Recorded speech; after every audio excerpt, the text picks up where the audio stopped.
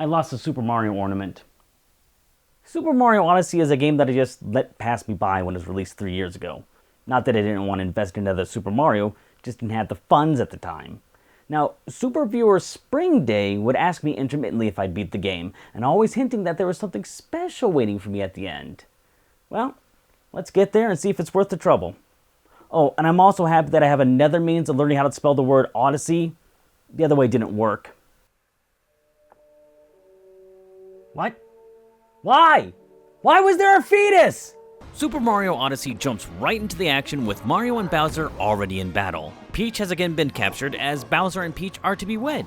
I knew this before playing because I own the amiibos, but even that has been clouded by embarrassing memories of the stupid crap I said in the Super Smash Bros. Brawl video. But the good thing about all the idiotic stuff I said in 2008 is I'm now immune to shame. I don't know what Bowser stands to gain in the situation, even if she were to say I do, but this is just the jump off to an incredible adventure for Mario. No matter what I say, or what you perceive I have said, from this point forward in the review, I just want to pre-state that I love Super Mario Odyssey and believe it continues in the tradition of 3D Mario games, and none of that fever dream. After suffering a defeat from Bowser, Mario befriends a hat named Cappy in his hometown of Bonneton, who shares an interest in getting his sister back, the tiara on Peach's head. Since the enemy of my enemy is my friend, Cappy decides to hop a ride as your weapon and assistant. The first animal I ran up to and took out my dog aggression on was the unsuspecting frogs.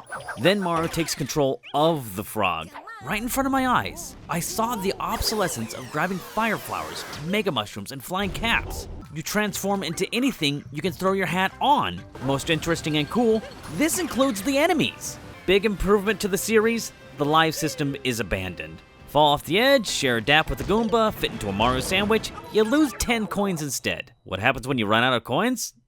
I don't know, I never tried. This is a positive change. All the way up to Galaxy, you would always load up with 5 lives, no matter what you had when you saved. This made a little more sense when we were dealing with a continue system, but when the last major 3D Mario game had this in the second level, call me goth, because lives become meaningless. The collecting this time is not stars. Moons are used to fuel the found Top Hat ship to the different lands that Bowser has stolen from. Why is it moons? I'm not sure. I mean, why was it ever stars? That was always just a temporary power-up for Mario. Moons could be found in Super Mario World. It's worth like 3 extra lives, I think. Driving Mario to the moons are usually a few objectives, with boss fights all throughout that are worth 3 moons. The cartoony battles are great fun. Nobody does it quite like Nintendo. And the music is still epic. Now when I'm up against Bowser, it sounds like I'm fighting Saren. After a short time with Odyssey, it becomes obvious that there's going to be a lot more than 120 moons. Moons are aplenty, and Mario is fully equipped with all the moves from previous 3D adventures to grab fuel and foes. But as my pockets kept getting fatter with moons, I began to wonder, how many moons are in the game? Okay, this is where a great game gets odd.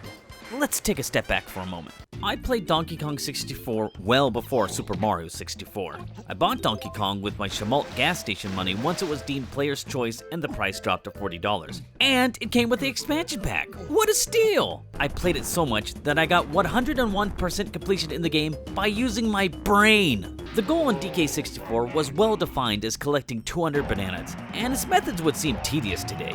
There were a lot of minigames to complete, but it worked because this was before the Wii and the onset of the minigame Dark Ages. Donkey Kong 64 became my gold standard for 3D platformers, so by the time that I borrowed Super Mario 64, the setup was completely foreign to me. After I get a star, why am I booted out of the painting? Why can't I just stick around and get the rest? Huh? The world changes between stars? Why is that needed? And so booting out became the standard, as we see it return in Super Mario Sunshine, Galaxy, and Galaxy 2. Now, Odyssey does not boot and encourages you to stick around and pick up the moons. Packed into every corner, you'll find some. No directions, just pull a Soul Reaver and figure it out. The derivation from both old Mario and Donkey Kong is the requirements to move on.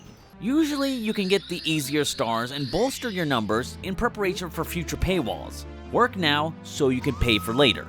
that's not how Odyssey works. And if you really think about it, Odyssey kind of works in the opposite direction. In each land, you collect a certain number of moons to fuel the Odyssey to get off of that land.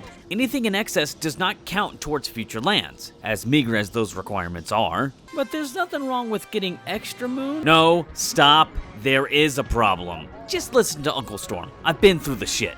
Toast Arena. I hammered this land, finding all the local currency and taking full advantage of the Toad and Amiibo hints. I grabbed every possible moon. I say every possible because after all that work, and after Toad refused to help me anymore, there was still a good chunk listed, but not explained. Well, those only become available after beating the game. And I had suspected it had something to do with these mother boxes.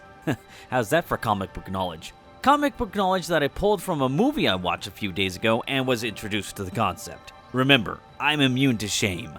I recall stating the wrongdoing in Rayman 2, where it's not possible to get all the looms your first pass through the first level, stopping completionism right out of the gate. Oh, and Baby Glowbox still eats my ass. I gave Odyssey another playthrough with a completely minimalist attitude, only collecting what was required to proceed. The figure I came up with was only 124 moons to beat the game, and taking this route, it felt like a really short Mario game. Of course, beating Mario fast isn't a crazy thought. I beat Super Mario Galaxy not too long ago in one sitting. Well, one sitting and one piss break. One sitting, one piss break, and about 300% the daily suggested intake of sugar. While ethically, there really isn't anything wrong with post-boss collections, but something else is unlocked. Buying more moons en masse at the costume shops. I walked in to see how many they had in stock. After I bought 30, I realized, oh shit, there's no upper limit to this. Wait, there is a control for this. Buying 10 moons at a time will cost you 1,000 coins a pop. You gotta save some for the extra costumes. Just kidding, no you don't. Because Luigi's Balloon Game. This might have been an after-release update. It doesn't matter to me, it was like this when I got here. Players submit locations in the various lands to hide balloons, and you go find them for coins. Rewards begin small, but you can make coin hand over Mario's gloved fist once you get the combos. I played exclusively in Jurassic Park, where most of the balloons are hidden in this cave. And where do you take this money? To buy a zombie Mario and Hatchet headgear? Don't be silly. I bought more moons. I went full Skyrim on this game, buying moons to the point where they stopped displaying on the screen. Cash them in at the ship, and buy some more. I can't not do this. Stepping back from my neurosis, I do wonder, why was this even in the game? Buying moons depreciates the impact of traditional moon collecting, which was already pretty low. The Tom Nook wannabes and Sunshine took blue coins, but at least there was a limited supply. Where does this end? Well, the moon count caps at 999. Now what am I to do? Complete the missions for Toadette? Why? Your moons are no good here. Nintendo, why am I allowed to short-circuit the game? I understand this is not so much about completionism, and more my own obsessive-compulsive nature that bothered me in Super Mario Odyssey. Something that helped ground me was the search for the moon in Super Mario World through the Raspberry Droid Retro Station with appropriate accessories. I was just trying to get footage for this video, but I ended up playing the entire game. God, it has been decades since I did a full run in Mario World, and I managed to come through with 87 exits. Though tempting, I did not use save states. And to pass the time while I was playing through Star Road and Special, I watched an HBO documentary on the Heaven's Gate cult in the background. Not a great combination. I can confidently say that collecting exits is the same kind of fun as collecting moons, and by the measure of Odyssey, Nintendo is still making Mario titles with amazing production quality. And you can beat Super Mario World real fast too, if you care enough. In the same way, the difficulty of the special levels is represented in the very last levels the ship will reach. I've come to call it Championship Road 2. What the hell? Mario is good. But seriously, why am I allowed to buy moons? Something I haven't really talked about, for lack of caring, are the costumes. In addition to changing form, Mario can change his clothes. Some reviewers may have given the game high marks for this. I could wipe my ass with it. These are the sort of cosmetic changes that I don't care about and I would have ignored altogether if it wasn't required for collecting some moons. Like, Toad over here won't open up unless I'm dressed as blocky Super Mario 64. The good old days? Dude, you need to be careful with that wording. I don't even wholly blame this on Nintendo. Probably one of the translators at the treehouse. Was 1996 really the good old days? I remember 1996, and I don't even know. We had Quake and Independence Day, but it was also an election year, and hey, Macarena.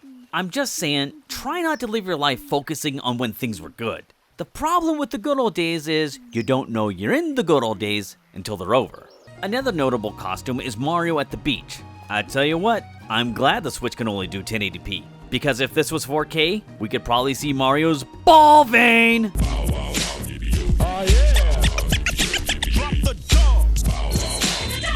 Now, there is another character that dresses up for each level. As part of the epilogue to Moon collecting, Peach leaves the castle and visits all the other lands. Oh, well, these outfits explain where Mario Kart Tour found them. Then an idea arose in my head. Go to the beach level! Remember Spring Day checking in periodically to see if I beat the game? Well, you nailed it! Oh my god. I know you can see more Peach skin on internet fan art. I know this because I have looked. But this is special.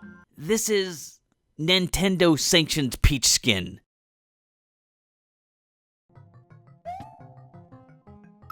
Huh, 3 lives, I was right.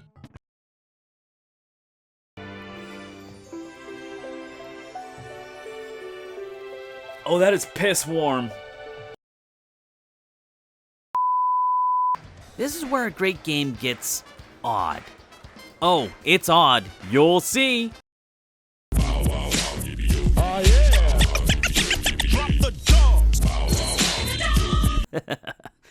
Immune to shame.